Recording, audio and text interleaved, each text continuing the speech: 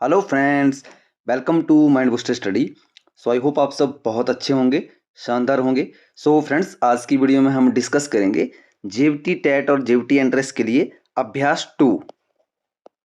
इससे पहले कि हम वीडियो स्टार्ट करें, जो भी नए स्टूडेंट हमारे साथ इस वीडियो में जुड़ चुके हैं उनसे रिक्वेस्ट करूंगा कि प्लीज़ आप आपके अपने YouTube channel mind booster study को सब्सक्राइब कर लीजिएगा।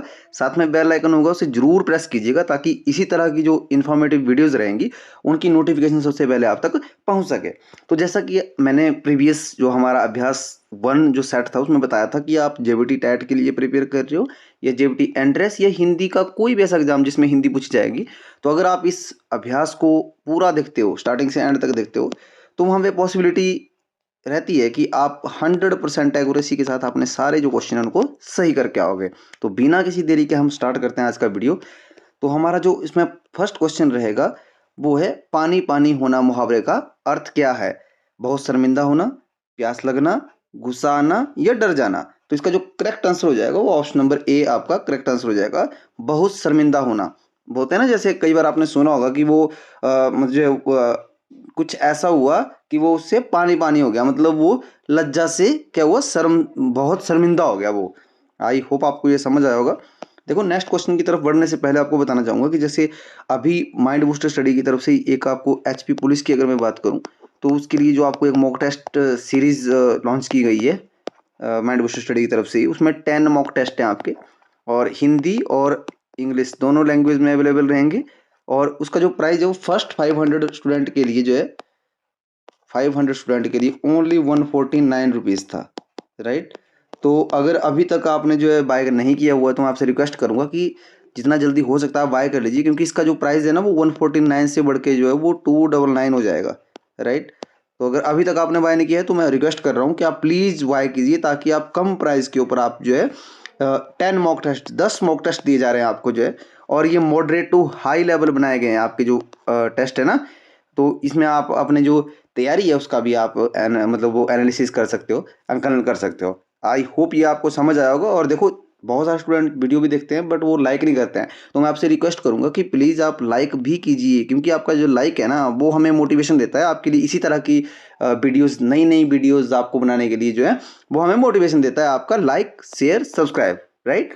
तो नेक्स्ट जो हमारा क्वेश्चन है, क्वेश्चन बोलता है कि सिंहावलोकन जो शब्द है किस समास का उदाहरण है? मतलब कर्मधारय, द्वंद्व, बहुब्री या तत्पुरुष। तो इसका जो करेक्ट आंसर हो जाएगा वो ऑप्शन नंबर डी आपका करेक्ट हो जाएगा। क्या हो जाएगा? तत्पुरुष इसका सही उत्तर हो जाएगा। अच्छा, आप बोलेंगे सर कैसे? देखो, तत्पुरुष के बारे में बेटा मैंने आपको बताया भी था, पहले प्रीवियस वीडियो में भी बताया था मैंने कि तत्पुरुष कौन से होते हैं। तत्पुरुष समास जो होते हैं, तत्पुरुष समास ऐसे समास होते हैं जिनका उत्तर पद, जिनका उत्तर पद क्या होता है? प्रधान होता है। उत्तर पद प्रधान माने उत्तर क्या? जैसे मान लो यहाँ पे लिखा हुआ है सिंहावलोकन, समझ रहे हो मेरी बात को? तो इसमें जो अवलोकन है ना, जो अवलोकन बनेगा ना इसमें, यहाँ से जो अवलोकन बनेगा ये हो जाएगा दूसरा जो पद बनेगा, इसको बोलते हैं हम उत्तर पद, समझ रहे हो? ये प्रधान हो जाएगा। ये जब हम इस शब्द को पढ़ेंगे तो इसको पहले हम मतलब इसका अर्थ निकालेंगे, समझ रहे हो? देन यहाँ पे जो सिंह लिखा हुआ है ना, सिंह क्या हो जाएगा? सिंह इसमें जो है वो मतलब प्रथम पद होके भी गौण हो जाएगा। मतलब क्या हो जाएगा? गौण का मतलब होता है द्वितीय पद हो जाएगा। क्या हो जाएगा? गौण, मतलब प्रथम पद होके भी। अब देखो, सिंह क्या है इसमें? सिंह इसमें विशेषण है। क्या है? विशेषण है। और अवलोकन क्या है इसमें? ये हमारा विशेष्य है। आई होप आपको ये समझ आया होगा। समझ रहे मेरी बात को? देखो, सिंह अवलोकन का अगर हम विग्रह करें ना, तो विग्रह का मतलब क्या था इसमें था कि सिंह की तरह अवलोकन जो करे उसको बोलते हैं हम सिंह की तरह अवलोकन जो करे, वो क्या है? वो है सिंह अवलोकन। आई होप आपको ये समझ आया होगा क्वेश्चन। देन बढ़ते हैं हम अपने नेक्स्ट क्वेश्चन की तरफ। क्वेश्चन है हमारा, दिनकर उपनाम किस कवि का है? मतलब ये जो दिनकर लगा हुआ है ना, ये कौन सा कवि है जिसका उपनाम भी है? मतलब उपनाम में आप कुछ दिनकर आता है। बोलता है रामधारी सिंह, महादेवी वर्मा या सुभद्रा कुमारी चौहान या इसमें सूरदास। तो इसका जो करेक्ट आंसर हो जाएगा, वैसे ये तो आपको पता ही होगा, ऑप्शन नंबर ए आपका करेक्ट हो जाएगा। रामधारी सिंह दिनकर लिखा जाता है ऐसे, दिनकर। आई होप आपको ये पता होगा। वैसे अगर नहीं भी पता है तो आपको यहाँ पे पता चल चुका है। अब थोड़ा सा हम जान लेते हैं कि जैसे महादेवी वर्मा है वो कौन थे। देन यहाँ पे सूरदास हो गया, सुभद्रा कुमारी चौहान हो गया। देखो, महादेवी जो वर्मा थी ना वो हिंदी भाषा की कवित्री थी, राइट। मतलब इनको अगर मैं बात करूँ तो हिंदी भाषा जो मतलब जैसे साहित्य में ना छायावादी जो युग था ना, अगर मैं माया देवी की बात करूँ तो जो छायावादी युग था ना उसमें जो 4 प्रमुख जो मतलब जिनको हम बोल सकते हैं स्तंभ भी बोल सकते हैं हम उनको, जो स्तंभ थे ना, स्तंभ माने कवि के उसमें, तो उनमें से एक स्तंभ जो है वो किसको माना जाता था? महादेवी वर्मा जी को, राइट।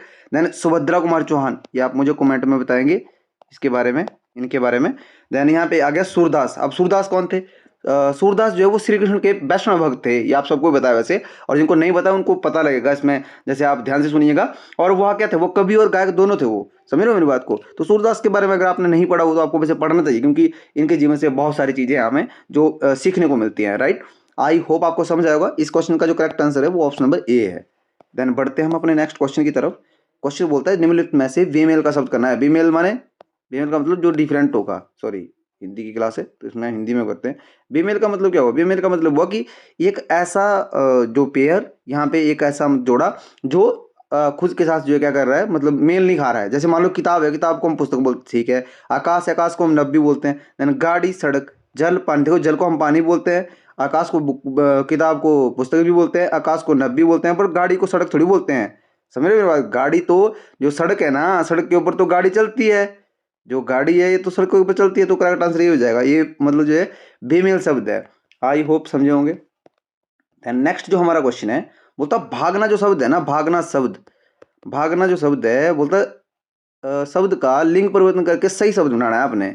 लिंग परिवर्तन करना है इसका, भागनी, भागता, भागती, या कोई नहीं, कोई परिवर्तन नहीं होगा, तो इसका करेक्ट आंसर हो जाएगा ऑप्शन नंबर डी। इसमें कोई परिवर्तन नहीं होगा। क्या भागना क्या है? भागना एक क्रिया में आता है, समझ रहे हो? यानी इसका कोई भी क्या होगा? परिवर्तन नहीं होगा, लिंग में कोई परिवर्तन नहीं होगा, तो इसका ऑप्शन नंबर डी हमारा करेक्ट आंसर हो जाएगा। देन बढ़ते हैं हम नेक्स्ट क्वेश्चन की तरफ। क्वेश्चन बोलता है प्रसाद गुण का मुख्य लक्षण क्या है? देखो प्रसाद गुण के बारे में बताता हूं। देखो हिंदी साहित्य, क्योंकि आपको ना हिंदी साहित्य से भी आपको 2 से 3, 3 से 4 क्वेश्चन भी आपको पूछे जा सकते हैं। अगर मैं जेबीटी टैट की बात करूं तो जेबीटी टैट के लिए क्या होगा, 4 से 5 आपको क्या होगा, 4 से 5 आपको साहित्य, हिंदी साहित्य से पूछे जाएंगे क्वेश्चन आपको, ये आपने ध्यान रखना है, हिंदी साहित्य से। तो ये हिंदी साहित्य से ही क्वेश्चन है। वो क्या बोल रहा है, पूछ रहा है कि प्रसाद गुण का मुख्य लक्षण क्या था? प्रसाद गुण का मतलब क्या हो? देखो प्रसाद गुण का मतलब है, हिंदी में अगर हम बात करें तो जो प्रसाद गुण है ना, प्रसाद गुण एक ऐसा गुण है जिससे किसी भाषा को समझने में सरलता, सहजता, जैसे हम बोलते हैं ना कि सरलता हो गया और सहजता हो गया, सुगमता हो गया, राइट। तो वो सारी चीजें बनती हैं। मतलब अगर हम आसान भाषा में समझे तो काव्य में क्या है, काव्य में सरलता व सहजता लाने के लिए, मतलब जैसे जिसको श्रोता सुनते, जिनको श्रोता सुनते आसानी से समझ सके, समझ रहे हो? यह गुण मतलब काव्य को क्या करता है, तो यहाँ पे ऑप्शन नंबर ए इसका करेक्ट हो जाएगा, सरलता हो जाएगा। ये जो ये गुण है ना, जो प्रसाद गुण है ना, ये क्या करता है, कोई भी काव्य है ना उसको आसान बना देता है, ये समझना है आपने बस, आसान बना देता है, समझ रहे हो? या इसको सहज बोल सकते हैं हम, सरल भी बोल सकते हैं हम, इसको सरल बना देता है। या इसको एक मतलब हिंदी का मुझे शब्द याद आ रहा है, हाँ, हृदय ग्राही। हृदय ग्राही, आप मुझे बताएंगे इसका मतलब क्या है? हृदय है यहाँ पे, हृदय ग्राही, इस तरह से जो है ये जो काव्य है उसको इतना आसान बना देता है। आई होप आप समझे होंगे। देखो सरलता इसका करेक्ट आंसर हो जाएगा। देन बढ़ते हैं हम अपने नेक्स्ट क्वेश्चन की तरफ। क्वेश्चन बोलता है निम्न में से कौन सा अव्यय, अव्यय शब्द पहचानना है आपने। बोलता शहर, एक और सुंदर। देखो यहाँ पे वैसे करेक्ट आंसर हो जाएगा वो ऑप्शन नंबर सी आपका करेक्ट हो जाएगा। कैसे सर? देखो शहर जो है वो नाउन है, सॉरी संज्ञा है ना, एक भी इसमें आएगा। देन सुंदर क्या है, ये विशेषण है। तो और क्या है, ये हमारा अव्यय। अब देखो आपने अव्यय शब्द कैसे पहचानना है, मैंने आपको बताया था कि जो अव्यय शब्द होते हैं ना, अव्यय शब्दों के ऊपर किस किस का, देखो काल, कारक, लिंग और वचन, इनका कोई भी प्रभाव नहीं पड़ता है। जैसे सर, जैसे मान लो यहाँ पे और लिखा हुआ है, और को अगर मैं बोलूँ कि इसमें बहुवचन में बदलो, उसको नहीं बदल सकते आप। अगर मैं इसको बोलूँ कि लिंग में बदलो, उसका कोई स्त्रीलिंग या पुल्लिंग करो, नहीं बदल कर सकते। काल में इसका कोई प्रभाव नहीं पड़ेगा, कारक के ऊपर इसका कोई प्रभाव नहीं पड़ेगा। मतलब इस पर्टिकुलर जो हमारा शब्द है इसके ऊपर कोई प्रभाव नहीं पड़ रहा है, तो इसका मतलब क्या हुआ, ये हमारे अव्यय शब्द है, अभिकारी शब्द है। समझ रहे हो मेरी बात को? अब यहाँ पे जैसे मान लो यहाँ पे लिखा हुआ है जैसे यहाँ पे एक, तो एक को हम, एक का क्या बनेगा, एक को हम अनेक बोल सकते हैं ना, समझ रहे हो? यहाँ पे लिखा हुआ है लड़का, तो लड़का को हम क्या करेंगे, लड़की। इसका स्त्रीलिंग हो सकता है ना, इसका बहुवचन हो सकता है ना, लड़के। समझ रहे हो मेरी बात को। तो जिन शब्दों का बहुवचन ये हो रहा है उनको हम विकारी बोलते हैं, और जिनका नहीं हो रहा है मतलब जिनके ऊपर प्रभाव नहीं पड़ रहा है उनको हम अविकारी बोलते हैं। आई होप आप समझे होंगे। देन नेक्स्ट जो हमारा क्वेश्चन रहेगा वो है अनुप्रास अलंकार का उदाहरण कौन सा है। बोलता अनुप्रास, जो अनुप्रास अलंकार है उसका उदाहरण आपने देखना है कि कौन सा इसका जो है वो उदाहरण है। अब देखो इसमें लिखा हुआ कि कविता में शब्दों की आवृत्ति या अर्थ की समानता या भावों की पूर्णावृत्ति या व्यंग प्रकट करना। मतलब जब अनुप्रास अलंकार जब प्रयोग किया जाता है किसी वाक्य में, किसी कविता में, तो वो क्या बताता है, मतलब क्या भाव उत्पन्न होता है उससे। तो देखो अनुप्रास अलंकार का जो अगर मैं आपको बहुत आसान भाषा में बताऊं तो इसमें ऐसा होता है कि कोई एक ऐसा शब्द होता है जो बार बार क्या होता है, जो बार बार प्रयोग किया जाता है, मतलब बार बार प्रयोग होता है। जैसे मैं आपको एक एग्जांपल था कि उससे बहुत अच्छे समझेंगे आप, कि चारु चंद्र की चंचल किरणें, की चंचल किरणें खेल रही हैं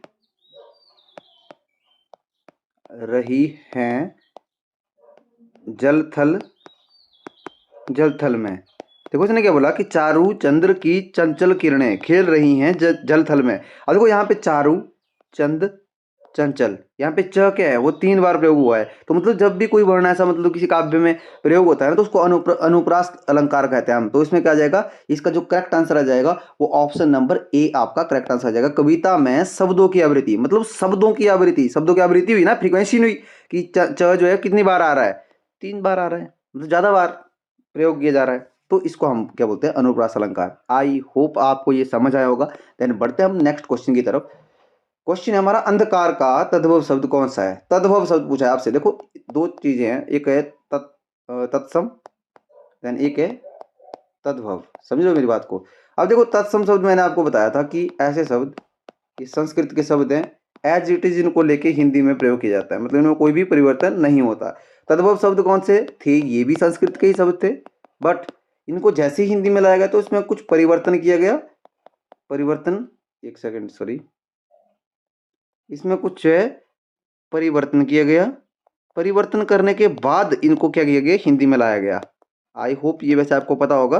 देन ये बोल रहा है कि जो अंधकार शब्द लिखा हुआ है ना उसका जो तद्भव शब्द है कौन सा बनेगा। मतलब अंधकार क्या है, खुद में अंधकार एक तत्सम शब्द है, तो आपने क्या करना है, इसको देखना है। इसका वैसे जो करेक्ट आंसर हो जाएगा वो ऑप्शन नंबर बी आपका करेक्ट हो जाएगा, अंधेरा।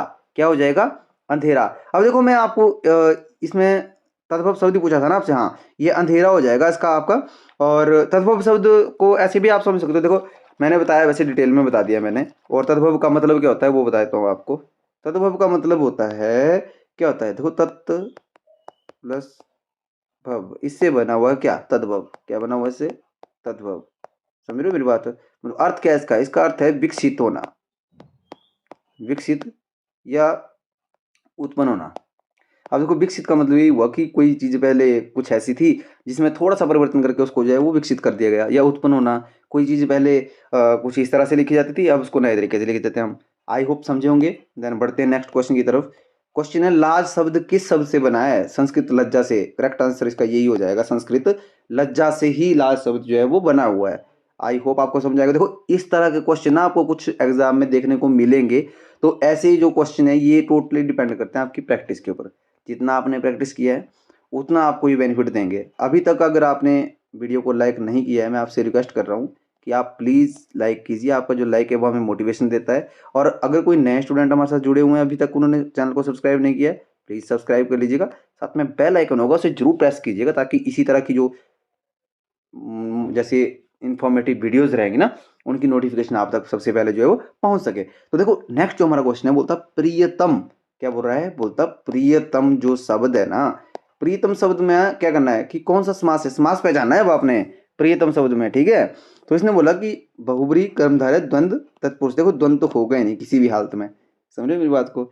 और अगर मैं बात करूँ तत्पुरुष की, तत्पुरुष नहीं होगा, क्योंकि तत्पुरुष में क्या बोला था मैंने, उसका उत्तर जो पद है वो क्या होता है, प्रधान होता है। देन यहाँ पे हमारे पास 2 ही ऑप्शन बचते हैं, एक बहुब्री हो गया और एक कर्मधारय हो गया। तो उसका करेक्ट आंसर हो जाएगा option number B.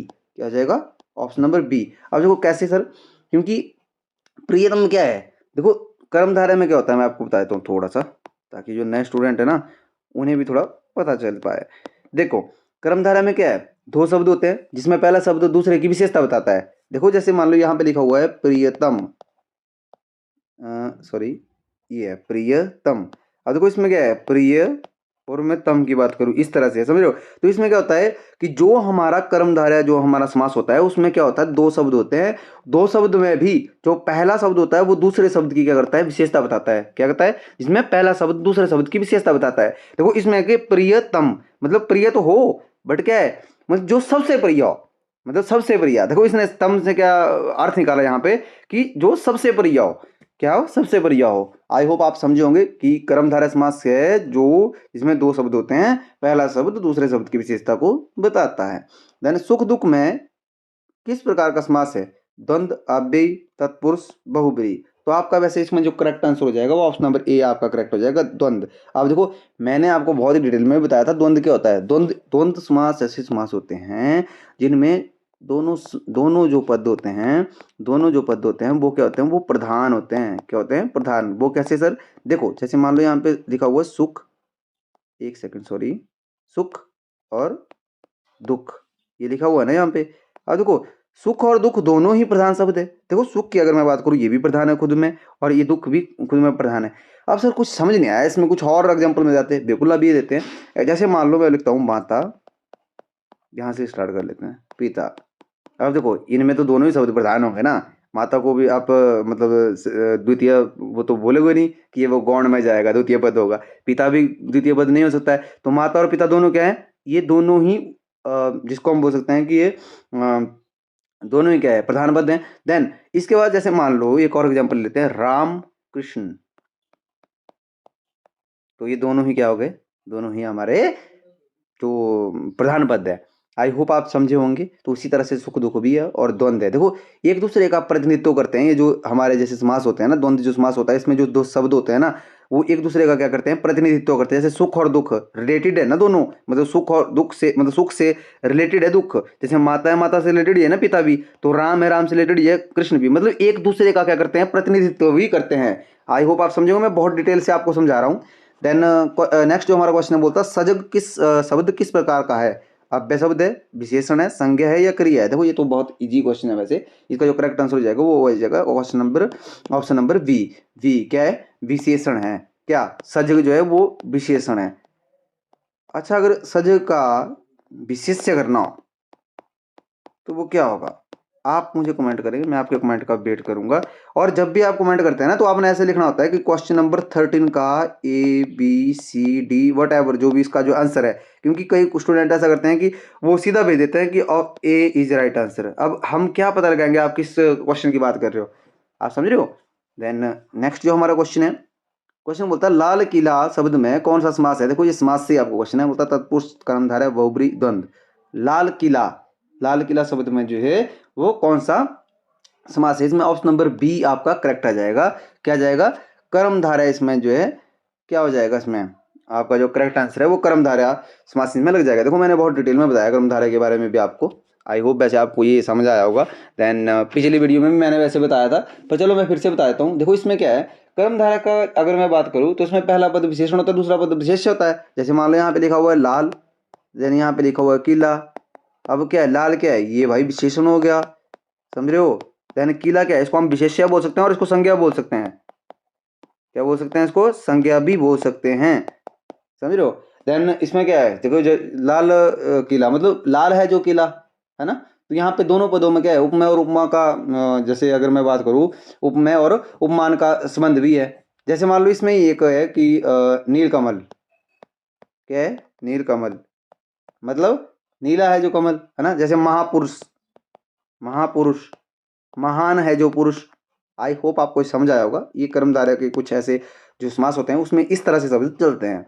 Then next जो हमारा क्वेश्चन है बोलता पानी पीना में क्रिया कौन सा प्रकार है। पानी पीना में कौन सा प्रकार है क्रिया का, कर्मक, अकर्मक, संयुक्त या आवश्यक।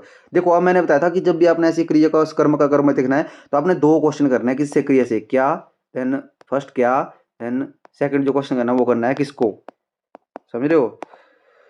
देन इसमें क्रिया क्या है, पीना। पीना से आपने क्वेश्चन किया कि क्या, क्या पीना। तो अगर आपको उत्तर मिलता है, देखो इसके पीछे एकदम से क्या पीना, इधर पानी था लिखा हुआ, पानी लिखा हुआ है कि पानी पीना, ठीक है। तो अगर पानी पीना लिखा हुआ तो मतलब उत्तर मिल रहा है इसका। जब जैसे ही उत्तर मिल गया, उत्तर अगर मिल गया तो वो ये कौन सी होगी, तो बेस कर्मक होगी। अगर मानो नहीं मिलता, उत्तर नहीं मिलता, अगर उत्तर नहीं मिलता इसका, तो ये क्या हो जाती, ये अकर्मक क्रिया हो जाती। देखो अगर इसके बारे में आपने डिटेल में जानना है ना, कि जो जैसे मैं बता रहा हूँ कि ये 2 प्रश्न करने हैं आपने, और कुछ ऐसे स्टूडेंट हैं जिन्होंने अभी तक बेसिक में उनको जो कुछ डाउट बचते हैं, मैं आपसे रिक्वेस्ट कर रहा हूँ कि एक हमारी संपूर्ण हिंदी करके प्लेलिस्ट बना हुआ है। देखो वीडियो के डिस्क्रिप्शन में भी लिंक डाल दूंगा उस प्लेलिस्ट का। अदरवाइज आप जैसे चैनल के ऊपर विजिट करते हो, तो वहाँ पे जैसे आप विजिट करोगे ना, जैसे वीडियोस होता है वहाँ पे लिखा हुआ, तो वीडियोस के थोड़ा सा आगे वहाँ पे प्लेलिस्ट लिखा होता है, राइट। तो प्लेलिस्ट में जैसे आप आओगे, सबसे फर्स्ट में आपको नीचे की निचली तरफ से ये संपूर्ण हिंदी क्या मिलेगी, एक हमारी प्लेलिस्ट मिल जाएगी। उसमें मैंने बहुत डिटेल में बताया हुआ क्रिया के बारे में, कि आपने कैसे ढूंढना है। जैसे तदभव और तत्सम शब्द है, उनके बारे में मैंने बताया हुआ। आप 1 से 2 सेकंड के बीच में मतलब पढ़ के ही आप पता कर सकते हो कि तत्सम शब्द कौन से हैं ये और तद्भव शब्द कौन से हैं। तो अगर कोई भी आपको डाउट है, मैं आपसे फिर से रिक्वेस्ट कर रहा हूँ, प्लीज आप एक बार उसमें क्या कीजिएगा, गो थ्रू कीजिएगा। देखो माइंड बूस्टर स्टडी चैनल के ऊपर ही आपको जो है वो एक प्लेलिस्ट मिलेगी, जो संपूर्ण हिंदी नाम से बनी होगी। देन क्वेश्चन है हमारा, रीतिकाल के प्रमुख कवि कौन है? बिहारी, सूरदास, तुलसीदास या कबीर? तो इसमें जो आपका करेक्ट आंसर हो जाएगा वो ऑप्शन नंबर ए आपका करेक्ट आंसर हो जाएगा, बिहारी। बिहारी क्या है, वो रीतिकाल क्या है। देखो आप बात कर लेते हैं सूरदास, तुलसीदास और कबीरदास। अगर ये बिहारी क्या है, ये रीतिकाल के हैं, ठीक है सर। तो ये दूसरे जो हमारे बचते हैं ना ऑप्शन में, ये कौन से काल के हैं? देखो ये तीनों ही अगर मैं बात करूं तो ये भक्ति काल से रिलेटेड है। भक्ति काल से भक्ति काल भक्ति काल से रिलेटेड कवि हैं। आई होप समझाया होगा। देन बढ़ते हैं हम अपने नेक्स्ट क्वेश्चन की तरफ। क्वेश्चन है हमारा, सजल शब्द का सही अर्थ है। सजल शब्द का सही अर्थ है वो तो गीला, तेज, सुंदर, बड़ा। तो इसका जो करेक्ट आंसर हो जाएगा वो ऑप्शन नंबर ए आपका करेक्ट हो जाएगा। सजल शब्द का अर्थ होता है क्या, सजल, गीला या पानी में जो रहता है। देखो यहाँ पे लगा भी है, देखो स लगा हुआ है ना, यहाँ पे जल लगा हुआ है, समझ रहे हो। स क्या है, स एक ऐसा उपसर्ग है जो पॉजिटिव, जो हमारे जैसे उसको बोलते हैं धनात्मकता की जो सेंस देता है, भाव देता है। मतलब एक होता है ना कि नकारात्मकता की जो सेंस देता है, ठीक है। तो ये क्या है, ये पॉजिटिव उसकी सेंस देता है, तो वो है गीला। इसका मतलब है गीला। होप आप समझे होंगे। क्वेश्चन नंबर 18 है हमारा, स्वच्छता शब्द में कौन सा प्रत्यय है? बोलते ता, पन, ई या बत। तो स्वच्छता शब्द में कौन सा प्रत्यय आ जाएगा? तो प्रत्यय होगा उसका ऑप्शन नंबर ए। और देखो प्रत्यय क्या था, मैंने बताया था कि प्रत्यय वो शब्द होते हैं जो किसी शब्द के अंत में जुड़ते हैं। किसमें? अंत में जुड़ते हैं शब्द के। और उपसर्ग क्या थे? उपसर्ग वो शब्द हैं जो किसी शब्द के शुरू में जुड़ते हैं, शुरू में जुड़ते हैं। समझ रहे हो मेरी बात को? ये आपको वैसे पता ही होगा। देन क्वेश्चन नंबर 19 हमारा, जैसे को तैसा किस प्रकार का वाक्य है? वाक्य के भेद जो है ना, जो वाक्य के, एक सेकेंड, जो वाक्य के भेद है ना, वाक्य के भेद पहचानने आपने, देखो सॉरी, वाक्य के भेद पहचानने हैं आपने। अब ये विधानवाचक में, निषेधवाचक में, इच्छावाचक में या शर्तवाचक, कौन सा ये जो है वाक्य होगा? तो इसमें करेक्ट आंसर हो जाएगा शर्तवाचक। कैसे? क्योंकि ये शर्त रख रहा है कि जैसे को तैसा, मतलब जो जैसा होगा उसको वैसा ही मिलेगा। मेरी बात समझो? तो ये क्या है, शर्तवाचक हमारा एक वाक्य था। हिमालय का तत्सम शब्द बताना है आपने। हिमालय का तत्सम शब्द बताना है। हिमालय, हिमालय, हिमाल या हिमा, इसका करेक्ट आंसर ए हो जाएगा। हिमालय का तत्सम शब्द हिमालय ही होता है। क्या होता है? हिमालय ही होता है। आई होप आप समझे होंगे। देन बढ़ते हैं हम नेक्स्ट क्वेश्चन की तरफ। क्वेश्चन बोल रहा है, वीर रस की कविता में प्रमुख भाव कौन सा होता है? जो वीर रस बोल रहा है कि वीर रस की जो कविता है ना, उसमें मुख्य भाव जो क्या आता है? करुणा, क्रोध, शौर्य या भय। तो इसमें जो करेक्ट आंसर हो जाएगा वो ऑप्शन नंबर सी आपका करेक्ट हो जाएगा। देखो शौर्य या उसको हम उत्साह भी बोल सकते हैं। क्या? उत्साह। देखो नाम से पता चल रहा है यार, वीर रस। देखो बच्चों ये भी समझना है आपने, वीर रस। तो उसमें शौर्य और उत्साह क्या होता है? जो भाव होता है, प्रमुख भाव जो होता है वो उत्साह या शौर्य का होता है। आई होप समझोगे। ये हिंदी साहित्य से क्वेश्चन लिए गए आपको। देन क्वेश्चन है हमारा, स्वाधीनता किस प्रकार का शब्द है? बोलता अव्यय शब्द है, यौगिक शब्द है, रूढ़ शब्द है या उपसर्ग युक्त शब्द है? तो इसका जो करेक्ट आंसर हो जाएगा वो ऑप्शन नंबर डी, इसका जो है वो करेक्ट हो जाएगा। जो हमारा स्वाधीनता है वो एक उपसर्ग युक्त शब्द है। और देखो इसमें थोड़ा सा बताता हूँ आपको। जैसे मान लो यौगिक, जैसे अव्यय शब्द थे, मैंने बताया आपको कि ऐसे शब्द जिनका मतलब लिंग, वचन, काल और कारक का कोई प्रभाव नहीं पड़े, ऐसे शब्द वो कौन से थे? वो थे हमारे अव्यय शब्द। अब आ जाते हैं हम यौगिक शब्द। यौगिक शब्द कौन थे? मतलब दो या दो से अधिक शब्दों से मतलब मेल मेल करके जो शब्द बनते हैं, मतलब दो या दो से अधिक, अगर मैं प्लस की बात करूं, शब्दों से जो मिलता है शब्द वो बनता है यौगिक। ठीक है सर। रूढ़ शब्द कौन है सर?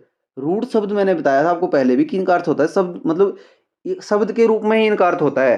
अर्थात जो भी रूढ़ शब्द होता है ना, उसको अगर हम विभाजन करेंगे, उसको तोड़ेंगे तो उसका कोई अर्थ निकलता है। जैसे मान लो रूढ़ शब्द में मैं करता हूँ कि नाक, तो नाक को अगर मैं तोड़ दूंगा ना, जैसे न को मैंने इधर ले आया मैं, प्लस अगर आक भी करता हूँ, तो ना तो न का कोई प्रभाव उसमें मतलब मीनिंग बन रहा है, ना कोई आक का बन रहा है। जैसे कान, अगर मैं यहाँ पे कर दूँ क आन, तो ना तो क का कोई अर्थ बन रहा है, ना इसका आ का बन रहा है। मतलब जब उनको उनका खंडन किया जाता है ना, किसका, रूढ़ शब्द का, तो उनका कोई अर्थ नहीं बनता है। वो केवल तभी अर्थ अर्थ वाले हैं अगर वो एक साथ हैं, मतलब पूरे जो शब्द हैं। समझ रहे हो मेरी बात को?